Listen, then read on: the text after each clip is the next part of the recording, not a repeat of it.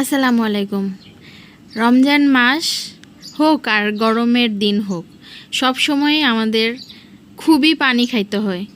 মানে যত দূর সম্ভব পানি খাওয়ার চেষ্টা করতে হয়, কিন্তু অনেক সময় দেখা যায় পানি সব সময় ভালো লাগে না। এই কারণে আমরা করি কি, বিভিন্নভাবে শরবত বানায় খাই।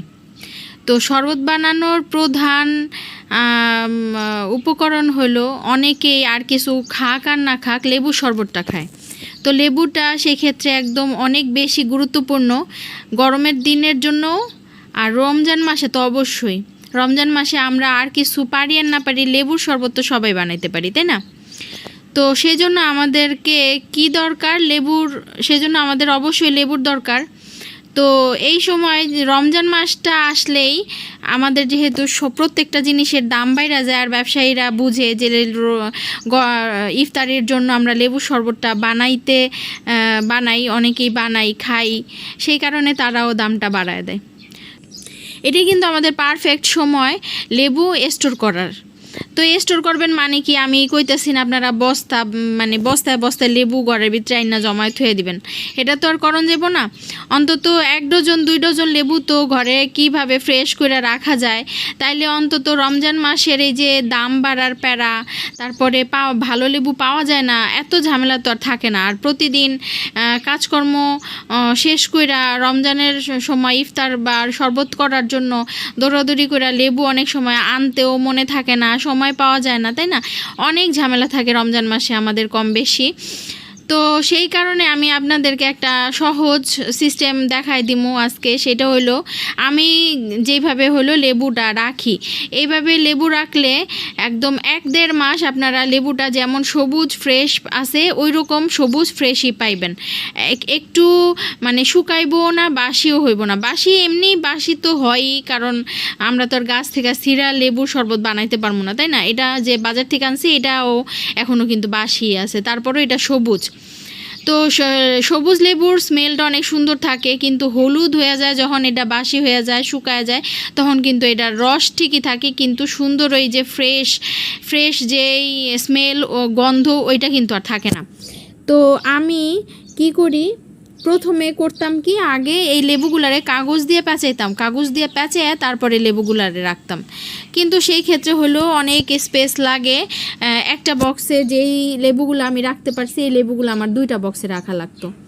তো সেই কারণে চিন্তা করলাম, লেবু তো আমার প্রতিদিনই বের করা লাগতেছে, কাটা লাগতেছে, খাওয়া লাগতেছে, হুদাই কি দরকারে। আর তাছাড়া লেবু খুব পচে দেরিতে। আর যেহেতু আমি ইনট্যাক্ট একদম এয়ারটাইট বক্সে রাখতেছি, এইটা শুকায় যাওয়ার কোনো বা নরম হলুদ হয়ে যাওয়ার কোনো পসিবিলিটিই নাই। তো এইভাবে রাইখা কি করবেন, বাজার থেকে আইনা ডাইরেক্ট আপনারা বক্সে কইরা ফ্রিজে রাইখা দিবেন।